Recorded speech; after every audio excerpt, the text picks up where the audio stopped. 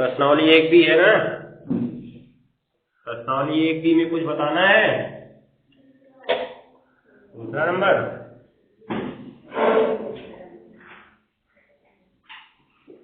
दूसरा जो कह रहा है कि पूर्णांकों के निम्नलिखित युग्मों के HCF और LCM ज्ञात कीजिए, जांच कीजिए क्या दोनों संख्याओं का गुणनफल बराबर HCF गुणे LCM, ये वाला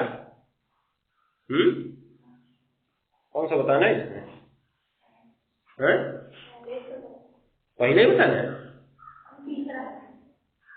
अरे इसको तो एग्जाम्पल में बताए हैं, ऐसा सवाल एग्जाम्पल बताए नहीं बताए हैं?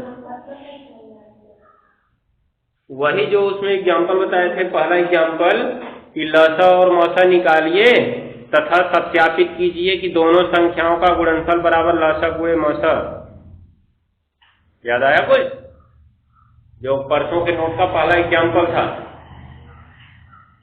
परसों के नोट का पहला एग्जाम्पल देखो क्या है।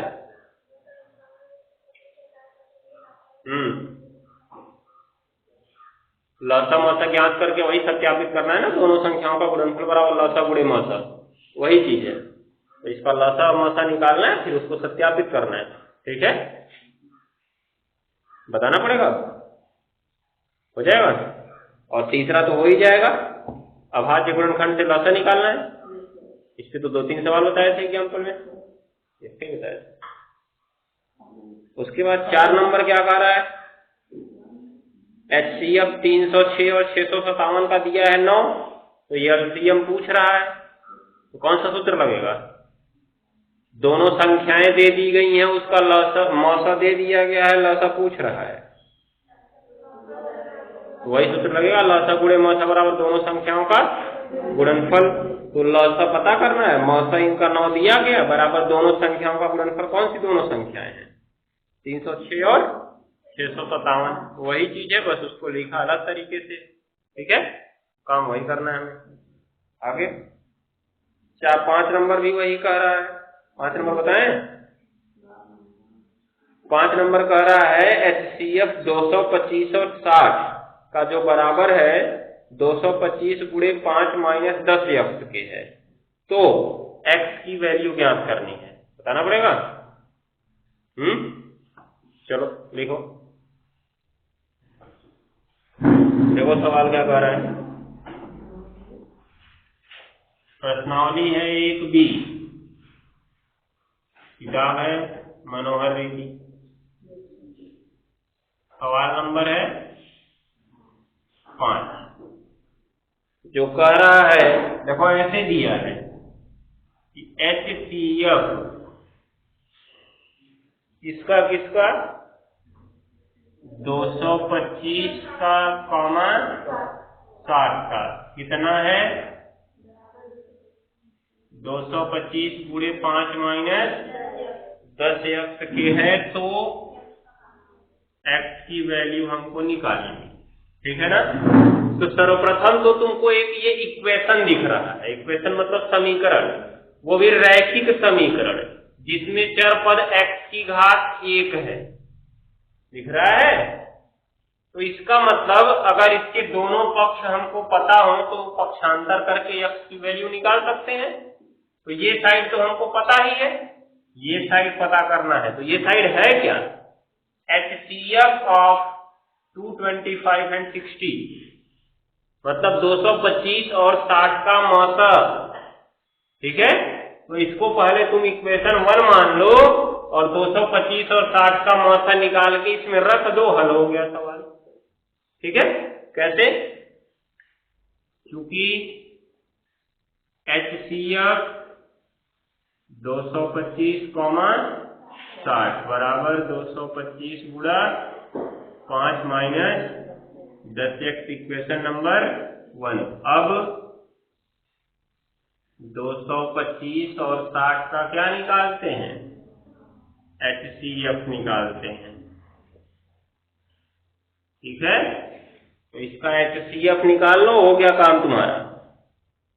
225 का गुणनखंड निकालना होगा और किसका 60 का। 5 3 से कटेगा ना, पहले 3 7 21, 3 5 15, 3 25 75, 5 से काटेंगे 5 25 25, 5 एक कम 5, ये सब तो जानते ही हो।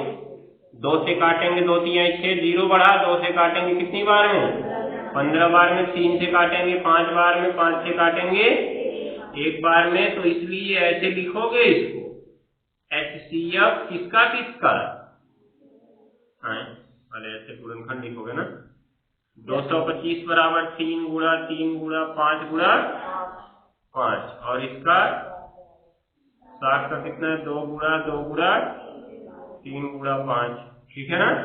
अब देखो, इसलिए HCF होता है हाईएस्ट कॉमन फैक्टर, ठीक है ना। उसके बाद किसका किसका निकालना है तुम्हें, 225 का और 60 का। तो HCF लिखो और कोष्ठक में 225 और 60 लिख दो, और बराबर क्या करोगे, क्या करोगे, कैसे निकलेगा बताओ, कैसे निकलेगा, जल्दी बोलो, नहीं समझ में आ रहा है। गधे मौसा है, मौसा कैसे निकलता है, जो दोनों में मिलता है उसको एक बार लिखकर उसका गुणा करा देते हैं, हो गया ना। तो इसलिए समीकरण 1 से, समीकरण 1 यही है ना।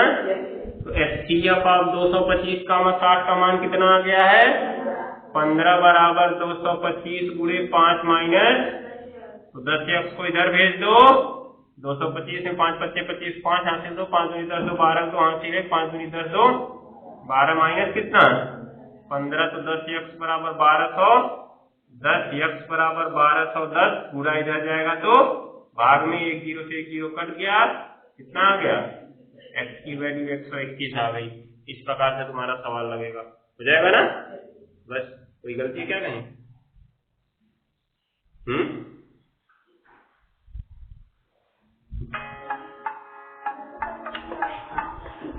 एक जगह गलती लग रही है,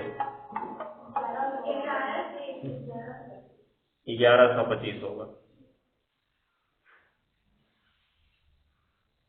तो 1110 बचेगा ना, तो उत्तर कितना आएगा 111। चलो ठीक है, नोट करो, अगला देखते हैं। 8वां सवाल जो है 5 नंबर ही सवाल है, क्यों, क्योंकि कह रहा है 18 और 117 के HCF को 18m माइनस 117 के रूप में दर्शाया गया है, ठीक है। तो निष्कर्ष उसमें सवाल क्या दिया गया है, सवाल दिया गया है ये HCF ऑफ 18 और किसका 117 का बराबर 18m माइनस 117, बस यही किया गया है। अब इसको तुम्हें हल कर लेना है, ठीक है। कैसे, इसका HCF निकाल लोगे, जैसे भी पीछे निकाले ना, मान रख के पक्षांतर कर दो, m का मान निकल गया ना।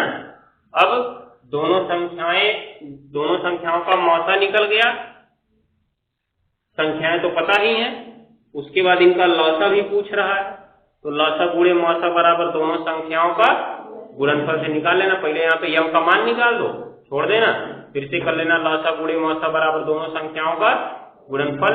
लौसा तुम्हें पता नहीं होगा, मौसा तो तुम यहाँ से निकालने ही जा रहे हो जाएगा, और बराबर दोनों संख्याओं का गुणनफल 18 गुणा 117 हो गया। बस 5वां सवाल ही है ये, नोट कर लो। सवाल नंबर 10 में किसी भी प्रकार से ऐसा काम करना होगा कि उसका जो एक गुणनखंड है हमको कोई और संख्या मिल जाए, ठीक है। जैसे कि देखो, तुमको कहा 7 गुणा 11 गुणा 13 प्लस 13, ठीक है। ये भाज्य संख्या है कि अभाज्य संख्या है, क्यों अभाज्य है, अगर इसमें ध्यान से देखो तो एक पद पूरा ये है, क्योंकि पद कब टूटता है, इसमें कितने पद हैं हमको बताओ, दो पद है कि चार पद है? दो पद है, क्योंकि पद तभी टूटता है जब प्लस या माइनस चिन्ह लगता है, ठीक है ना। तो इन तीनों के बीच तो गुणा लगा हुआ है, अर्थात तीनों मिला के एक ही पद है और दूसरा पद ये है, ठीक है। और अगर बीजगणित के नियम से कॉमन जानते हो, कॉमन जो कि 9 में किए होगे गुणनखंड करते समय, तो इन दोनों पदों में से क्या कॉमन होगा? 13 कॉमन हो जाएगा और उसके बाद क्या बचा? 7 गुणा 11 और प्लस क्या? 1 बचेगा ना। इसका मतलब ये जो संख्या है, ये संख्या वो 13 से क्या हो जाएगी? कट जाएगी, क्योंकि 13 कॉमन हुआ तो संख्या 13 से कटेगी ना, और 13 से कटेगी। इसका मतलब ये क्या है? एक भाज्य संख्या है। क्यों? क्योंकि अभाज्य संख्या है तो किसी से कटती ही नहीं, ये 13 से कट रही है। अभी और बढ़ा लो चाहो तो, 13 तुमने कॉमन कर लिया, 11 सते 77 प्लस 1, 13 गुणे कितना हो गया? अब 78 को भी तुम बदल सकते हो ना, क्या 78 को लिख सकते हो 6 गुणा 13 लिख सकते हो। अब 6 को क्या लिख सकते हैं हम? 2 गुणा 3, तो फाइनली आंसर क्या आया? 2 गुणा 3 गुणा 13 गुणा 13। इसका मतलब ये हमारी जो संख्या थी 2 से भी कट रही है, 3 से भी कट रही है, 13 से भी कट रही है, दिखाई दे रहा है। इसका मतलब ये कैसी संख्या है? भाज्य संख्या है, क्योंकि अभाज्य संख्याओं के गुणनखंड में एक और स्वयं के अलावा कोई आता ही नहीं, ठीक है। और इसमें तो 2 भी आया, 3 भी आया, 13 भी आया, इसका मतलब ये कैसी संख्या है? भाज्य संख्या है। ऐसे ही इसका दूसरा खंड करना है तुम्हें। इसका दूसरा खंड क्या है? सवाल नंबर 10 है ये। दूसरा खंड इसका कितना था? 7 गुणे 3 गुणे 2 गुणे 1 प्लस, तो इसमें देखो पूरा एक पद और ये दूसरा पद, क्या कॉमन होगा? 5 कॉमन हो जाएगा, तो 7 6 4 3 2 1 और प्लस 5, ये हो गया। तो अब बताओ किससे कट रही है? 5 आ गया नहीं आ गया? आया ना। इसका मतलब 5 से कटेगा, तो ये भी कैसी संख्या है? भाज्य संख्या। या बढ़ाना चाहो तो इस तरह से बढ़ा लो। हाँ, प्लस 1 रहेगा यहाँ पे, ठीक है। तो यहाँ से 5 निकल गया कॉमन, 5 से कटेगा, तो इसका मतलब ये क्या है? भाज्य संख्या है, ठीक। तो अगर इस तरह का कुछ भी पूछता है तो ऐसा कॉमन करो कि एक और उसके अलावा कुछ कॉमन हो जाए। जैसे इसमें हमारा 13 कॉमन हो गया, इसमें 5 कॉमन हो गया, इसका मतलब ये संख्या 13 से कट जाएगी और ये संख्या किससे कट जाएगी? 5 से। अब जब 13 से भी कट रही है, वो 5 से कट रही है, तो दोनों कैसी संख्याएं हैं? भाज्य संख्या है। क्यों? क्योंकि अभाज्य संख्याएं तो किसी से कटती ही नहीं, ठीक है। तो हम इसमें लिखेंगे, इसको उतारो यहां तक, तब बता रहे हैं इसमें, इसको उतारो यहां तक, तब उसमें लिखवा रहे हैं।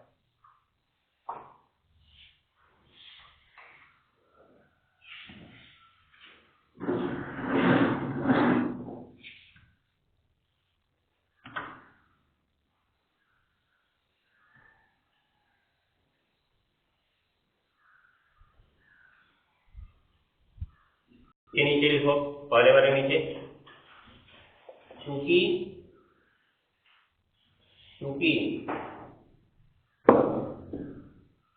यह संख्या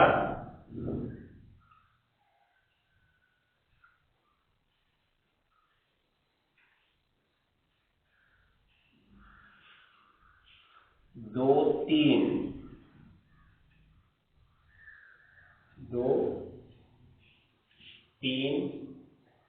13 आदि से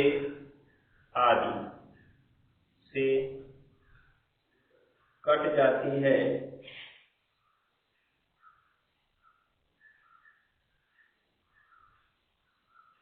दो 3, 13 आदि से कट जाती है, हो गया। इसलिए यह भाज्य संख्या है, इसलिए यह भाज्य संख्या है।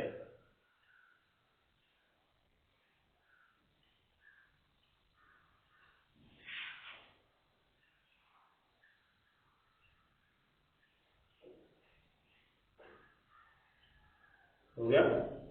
इसी प्रकार दूसरे वाले के नीचे लिखो, दूसरा वाला है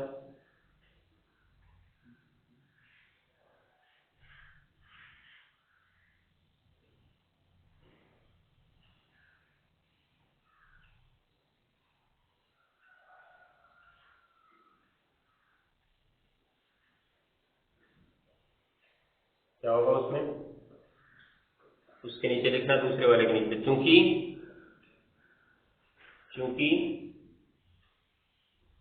यह संख्या 5 से कट सकती है इसलिए यह अविभाज्य संख्या है। क्योंकि यह संख्या 5 से कट सकती है इसलिए यह भी भाज्य संख्या है, क्योंकि उसके गुणनखंड में 5 कॉमन आ गया ना। यहाँ पे दिख रहा होगा 5 बाहर निकल गया, इसका 5 बाहर निकला, इसका मतलब ये 5 से कटेगी, ठीक है, इसलिए यह भाज्य संख्या है। हो गया, हो गया, बाकी चीजें कल देखेंगे।